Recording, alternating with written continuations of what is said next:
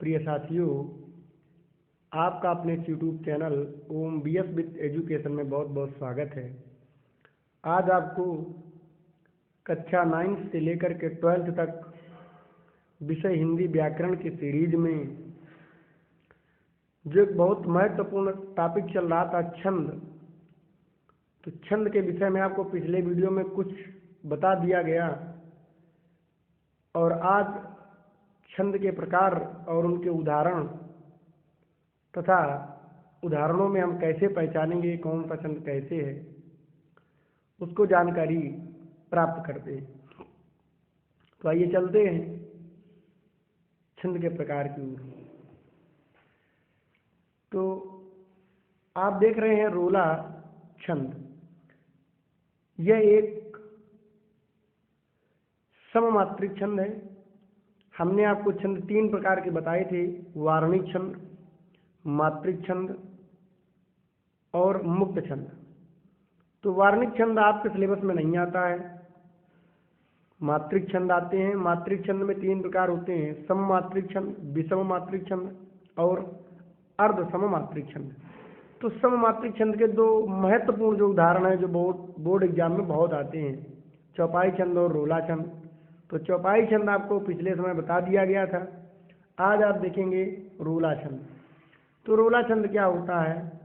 वह सममात्रिक छंद जिसके कुल चरणों में 24 मात्राएं होती हैं।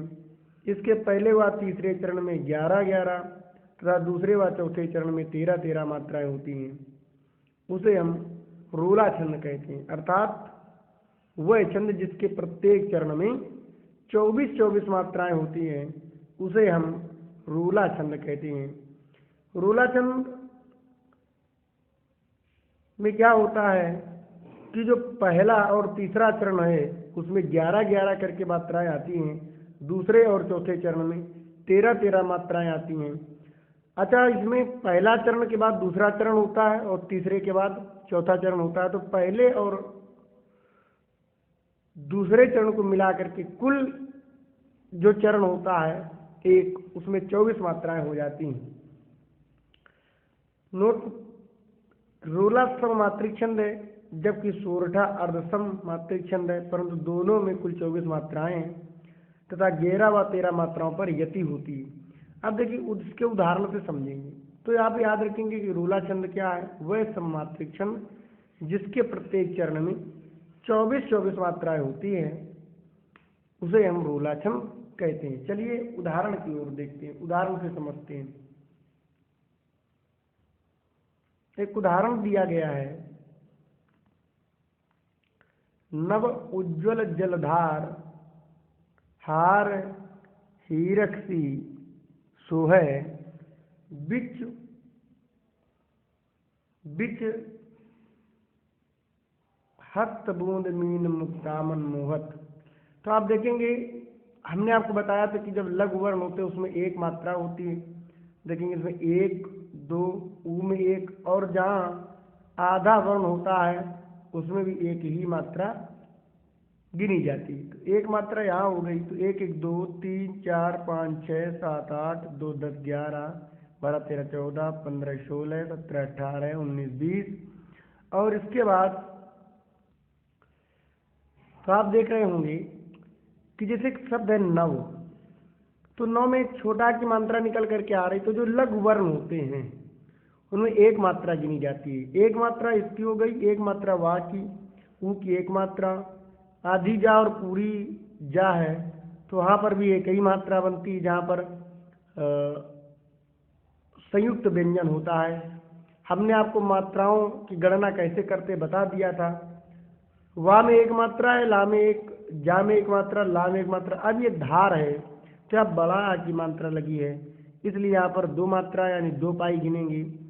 फिर रा, फिर हा में 2 और ही रक 2, रा में 1, का में 1, सी में 2, सोहत तो सा में 2, हा में 1, ता में 1। तो कुल मिलाकर के कितनी मात्राएं हो जाती गिनेंगे? 1, 2, 2, 4, 2, 6, 7, 8, 2, 10, 11, 12, 13, 14, 15, 16, 17, 18, 19, 20, 21, 22, 23, 24। तो आप देख रहे होंगे कि इसके चरण में जो मात्राएं आई वो कितनी आई? 24 मात्राएं आई। अब इसका देखिए तो जो रोला छंद होता है उसमें यहाँ पर देखिएगा, नव उज्ज्वल जलधार, यति लगी हुई है, विराम लगा हुआ, तो ये पहला चरण हो गया। हार हीरक सी सुहत, ये दूसरा हो गया। बिच बिच दहशत बूंद, मीन मुक्तामन मोहत। तो आप यहाँ पर देखिएगा, ये तीसरा चरण हो गया और ये चौथा चरण हो गया। तो आप देख रहे हैं कि दो चरणों को मिलाकर के एक चरण किया गया है। तो रोला छंद में क्या होता है कि दो दो चरणों को मिलाकर के एक चरण कर दिया जाता है, और इस तरीके से कुल 4 चरण बना दिए जाते हैं, और वो चारों चरणों का निर्माण 8 चरणों से होता है। अब आप देखें बिचु, बिचु, तो यहाँ छोटी की मात्रा है, हमने आपको बताया कि छोटी की मात्रा में 1 मात्रा, फिर चा में 1 मात्रा, फिर 1 1, दहशत में देखिए 1 1 है सभी में। बूंद जहाँ अंक बिंदी होती है वहाँ 2 मात्राएं हैं, इसके बाद मीन में 2 है, नाम 1, इसके बाद मुक्तामन में 2। इस तरीके से ये मात्राएं जो गिनी है आप देख रहे होंगे, यहाँ गिनिए 1 1 2 2 4 5 6 2 8 2 10 11 12 13 14 15 16 17 18 19 20 21 22 23 24। यहाँ भी कितनी मात्राएं निकली? 24 मात्राएं। तो देखिए चौपाई छंद में प्रत्येक चरण में 16-16 मात्राएं होती थी, तो वह छंद जिसके प्रत्येक चरण में 16-16 मात्राएं होती हैं वो चौपाई छंद, तथा वह छंद जिसके प्रत्येक चरण में 24-24 मात्राएं होती हैं उसे हम रोला छंद कहते हैं। उदाहरण भी आपने समझा होगा। तो एक परिभाषा आपको याद रखनी है कि वह सममात्रिक छंद जिसके प्रत्येक चरण में 24-24 मात्राएं होती हैं उसे हम रोला छंद कहते हैं। अब चलिए आगे जो महत्वपूर्ण छंद है उनकी ओर अब आ जाते हैं दोहा छंद में। तो बोर्ड एग्जाम में आने वाले जो प्रमुख छंद है उनमें दोहा और सोरठा आता है, लेकिन फिर भी हमने आपको अभी रोला छंद और चौपाई छंद बता दिया है। अब चलते हैं दोहा छंद की ओर। तो यह एक अर्ध सममात्रिक छंद है, अर्ध सममात्रिक छंद है। क्या होता है? वह छंद जिसके प्रथम व तृतीय चरण में 13-13 मात्राएं तथा द्वितीय व चतुर्थ चरण में 11-11 मात्राएं होती हैं। हमने आपको चरणों को बता दिया कि चरण किन्हें कहते हैं, यानी छंद के जो भी अंग होते हैं वो सब हम आपको बता चुके हैं। आप उसको नोट्स बनाएं अच्छे से और देखें उसको।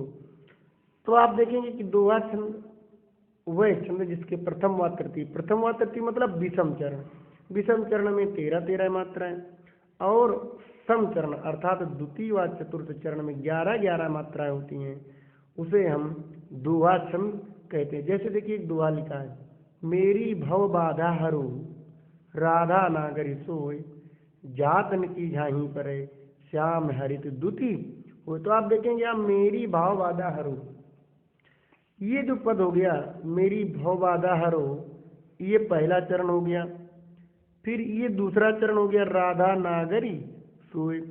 इसका बाद ये वाला जो चरण हो गया जातन की छाई पर, ये तृतीय चरण हो गया। श्याम हरित दुती होए, ये चतुर्थ चरण हो गया। तो इसके पहले और तृतीय चरण 13-13 मात्राएं हों, द्वितीय और चतुर्थ चरण में 11-11 मात्राएं हों, उसे हम दोहा छंद कहते हैं। तो आइए अब गिनते हैं इनकी मात्राएं कैसे आती हैं। तो देखिए मेरी यहाँ ए की मात्रा लगी है और बड़ी की मात्रा लगी, तो ए और बड़ी की मात्रा हमने कहा था 2-2 मात्राएं गिनी जाती हैं, पाई पाई करके 2-2 पाई गिनी जाती है। तो देखिए 2-2 4। अब यहाँ देखिए कोई मात्रा नहीं है, छोटा की मात्रा है दोनों, तो 1-1 मात्रा यहाँ गिनी जाएगी। तो 2-2 4, 1 5, 1 6। बा में बड़ा की मात्रा तो 2 यहाँ हो गई, 2 यहाँ हो गई। तो 2-2 4 5 6, 2 8 2 10, और हा में कोई मात्रा नहीं तो 11, और रा में ओ की मात्रा तो 2। तो इसमें हो गई कितनी मात्राएं? 13। अब देखिए प्रथम चरण में कुल कितनी मात्राएं निकली? 13। अब चतुर्थ में देख लीजिएगा आप, तृतीय चरण में जातन की झाई पर है तो 2, 1 3 1 4, 2 6, 2 8, 2 10 11, और 2 जा में बड़ा की मात्रा है। पुनः समझे 2 3 4, और बड़ी की मात्रा में 2 मात्रा 6, 2 8 2 10 11 2 13। अब देख रहे होंगे कि प्रथम और तृतीय चरण में जो मात्राएं आई वो कितनी आई? 13 मात्राएं आई हैं।